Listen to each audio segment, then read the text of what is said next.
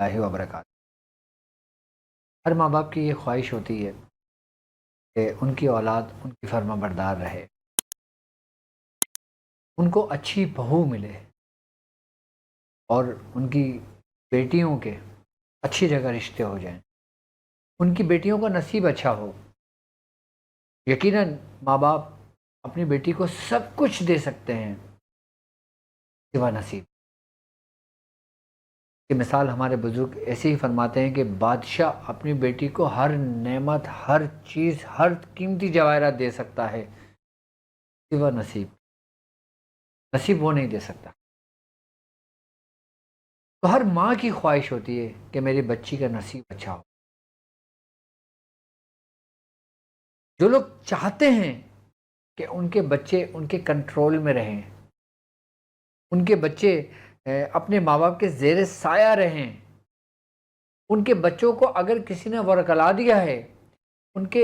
بچوں کو اگر کسی غیر نے، کسی اپنوں نے ماں باپ کے خلاف، اپنے بہن بھائیوں کے خلاف اس کا ذہن خراب کر دیا ہو، تو وہ چاہتے ہیں کہ ان کے بچے لوٹ آئیں، ان کے بچے ان کے ساتھ ہو جائیں۔ تو میں آج کچھ طریقہ کار آپ کو سمجھاؤں گا، یقیناً 100% اس طریقے سے کر لینے سے آپ کی گھر کی وہ جو پرانی رونقیں تھیں وہ لوٹ آئیں گی، وہ جو نعمتیں تھیں وہ لوٹ آئیں گی، وہ جو پرانا وقت تھا جو ہم کہتے تھے کہ ہمارے گھر میں ایک وقت تھا کہ سب ایک ساتھ ایک چھت کے نیچے سوتے تھے، سب ایک ساتھ بیٹھتے تھے، کھیلتے تھے، باتیں کرتے تھے، پتہ نہیں کس کی نظر لگ گئی، سب تتر بتر ہو کر رہ گئے، یعنی کہ ادھر سے ادھر ہو گئے سارے۔ تو وہ ماں باپ جو یہ چاہتے ہیں کہ ان کی اولاد ان کی آنکھوں کا تارا رہیں، ان کے بچوں کا نصیب اچھا ہو، ان کے گھر میں رزق کی کشادگی رہے، وہ کسی کے محتاج نہ ہو، اگر وہ قرض دار ہو تو ان کے قرض کی ادائیگی ہو جائے، تو سب سے پہلے یاد رکھنا کہ آپ جب بھی کھانا کھائیں، چاہے وہ صبح کا ہو، دوپہر کا ہو، رات کا ہو، اپنے گھر کے اندر ایک معمول یہ ضرور بنائیں کہ آپ دسترخوان پہ اپنے بچوں کے ساتھ بیٹھ کر کھانا کھائیں۔ اگر آپ کے بچوں میں نہ اتفاقی ہے، اگر چھوٹا بھائی بڑے بھائی اور بڑا بھائی چھوٹے بھائی سے نہیں کرتا، تو آپ پھر بھی کہو کہ دسترخوان پہ بیٹھ کر کھانا کھاؤ، چاہے تم ایک دوسرے سے بات نہ کرو لیکن کھانا دسترخوان پہ بیٹھ کر کھاؤ۔ اپنی بیٹیوں کو بھی یہ تعلیم کریں اپنے ساتھ کہ گھر کے اندر ایک وقت میں ضرور دسترخوان لگایا کریں اور کھانا اپنے بچوں کو اپنے سامنے بٹھا کر کھلایا کریں، زبردستی ڈانٹ کے، پیٹ کے، مار کے، غصہ کر کے، محبت کر کے، کیونکہ میں نے آپ کو یہ وہ راز دیا ہے جو میاں حضور نے مجھے تعلیم کیا تھا، میرے استاد میرے والد محترم نے مجھے تعلیم کیا تھا، اور ان کو ہمارے دادا نے اس چیز کی نصیحت وصیت کی تھی کہ تم کچھ بھی کر لینا، اپنے گھر کا دسترخوان ختم نہ کرنا۔ جس دن تم نے اپنے گھر کا دسترخوان ختم کرا اس دن تمہارا گھر ختم ہو جائے گا۔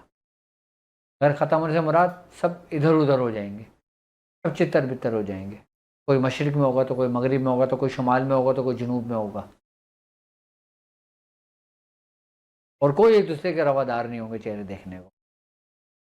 تو یہ بات مجھے میرے والد محترم نے بتائی تھی کہ اگر تم چاہتے ہو کہ تمہارا گھر آباد رہے تو تم دسترخوان کا اہتمام کیا کرو اپنے گھر میں۔ اور جس گھر کے اندر دسترخوان لگتا ہے اس دسترخوان پہ باقاعدہ بزرگان دین فرماتے ہیں کہ برکتیں نازل ہوتی ہیں، اتاری جاتی ہیں، اور وہ برکتیں جب اس دسترخوان پہ اترتی ہیں تو پھر پورے گھر میں پھیلتی ہیں، اور جب وہ برکتیں پورے گھر میں پھیلتی ہیں تو گھر کے اندر سے شیاطین دور ہوتے ہیں، گھر کے اندر سے نیگیٹیوٹی دور ہوتی ہے، گھر کے اندر سے جادو دور ہوتا ہے، گھر کے اندر سے وہ نافرمانے، نہ وہ شیطانی چٹکلے وہ ختم ہوتے ہیں، وہ شیاطین جو ہمارے دماغوں میں قابض کیے ہوئے ہوتے ہیں وہ ہمارے دماغوں سے نکلتے ہیں۔ تو یہ ایک بہترین میں نے اس کا بتایا آپ کو کہ اپنے گھر کا دسترخوان ختم نہ کرنا۔ اگر آپ کے پاس ڈائننگ ٹیبل ہے نا، آپ ڈائننگ ٹیبل پہ دسترخوان لگا دیں، زمین پہ لگانا چاہیں زمین پہ لگا دیں، ٹیبل پہ لگانا چاہیں ٹیبل پہ لگا دیں، تخت پہ لگانا چاہیں تخت پہ لگا دیں۔ اور دوسری اور بڑی کام کی بات کہ اپنے بچوں کو سورہ فاتحہ ضرور پڑھنے کو کہا کرو۔ اگر بچے نہ پڑھ سکیں آپ خود ضرور پڑھا کرو، کم از کم 40 مرتبہ سورہ فاتحہ اس طریقے سے پڑھنا ہے جو طریقے میں آپ کو بتا رہا ہوں کہ بسم اللہ الرحمن الرحیم، الحمد للہ رب العالمین، الرحمن الرحیم، مالک یوم الدین، ایاک نعبد و ایاک نستعین۔ اب ایاک نعبد و ایاک نستعین کو ہم 10 مرتبہ پڑھیں گے، ایاک نعبد و ایاک نستعین، ایاک نعبد و ایاک نستعین، ایاک نعبد و ایاک نستعین، جب 10 دفعہ پڑھ لیں گے ایاک نعبد و ایاک نستعین، پھر پڑھیں گے اہدنا الصراط المستقیم صراط الذین انعمت علیہم غیر المغضوب علیہم ولا الضالین۔ یہ ایک دفعہ ہو گیا۔ اس طریقے سے 40 بار پڑھ لیں۔ 40 بار نہیں پڑھ سکتے، کم از کم 10 بار ضرور سورہ فاتحہ اس طریقے سے پڑھ لیں، اپنی بیٹیوں کو تعلیم کر دیں۔ اچھا، اب جن کے رشتے نہیں ہوتے نا وہ اپنی بیٹیوں کو تعلیم کر دیں، اسی طریقے سے کہنا 10 دفعہ سورہ فاتحہ پڑھو بیٹا، اس طرح پڑھو کہ ہر دفعہ میں بسم اللہ پڑھی جائے گی، اور جب ایاک نعبد و ایاک نستعین پہ آئیں گے تو 10 مرتبہ ایاک نعبد و ایاک نستعین تکرار کریں گے اور پوری کر لیں گے۔ صحیح کہ 10 بار سورہ فاتحہ پڑھیں گے، دعا کریں گے، نیت رکھیں گے اپنے رشتے کے لیے۔ دیکھیں، من پسند کی شادی ہو، جہاں آپ رشتہ لینا چاہتے ہیں، جن لوگوں نے منع کر دیا ہو، ٹھکرا دیا ہو، دشمنی ہو،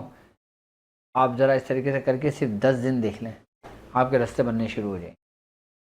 اب چاہیں آپ اس کو 40 دن مکمل کر لیں، چاہے اپنی زندگی کا معمول بنا لیں۔ جب رشتہ ہو جائے پھر اسی سورہ فاتحہ کو کسی اور نیت سے، کسی اور کام سے پڑھنا شروع کر دیں۔ اب آپ چاہتے ہیں آپ کو رشتہ ہو گیا، آپ کے شوہر کی اچھی جاب ہو جائے، اس نیت سے پڑھ لیں۔ اب جب شوہر کی اچھی جاب بھی ہو گئی، پھر آپ اس نیت سے پڑھ لیں کہ میرے بچے ہوں۔ اب آپ چاہتے ہیں اللہ آپ کو نعمت دے، پہلی نعمت کے لیے پڑھیں۔ آپ چاہتے ہیں اللہ ہمیں رحمت دے، آپ رحمت کے لیے پڑھیں۔ آئی بس سمجھ میں؟ اور پھر مقصد انسان کی زندگی کی ضروریات پوری نہیں ہوتی، مقاصد کبھی بھی پورے نہیں ہوتے، تو اس لیے اس سورہ فاتحہ کو اس ترتیب سے اپنے ہاتھ میں گرا باندھ لیں۔ اس سے اور ماں باپ 10 مرتبہ سورہ فاتحہ اس طریقے سے پڑھ کے چینی پہ دم کر کے اپنے بچے کو کھلائیں، بچے ہمیشہ ان کے فرما بردار رہیں گے، چاہے وہ چائے میں ڈال کے دے دیں، چاہے کافی میں ڈال کے دے دیں، جوس میں ڈال کے دے دیں، شربت میں ڈال کے دے دیں۔ بڑے قیمتی راز میں نے آپ کو بتایا ہے، کیونکہ آپ کے گھر کو آباد رکھے گا، گھر میں برکت ہوگی، گھر میں رونق ہوگی۔ اب مجھے اجازت دیجیے اس بات پہ کہ آپ اپنا بہت خیال رکھیں۔ السلام علیکم۔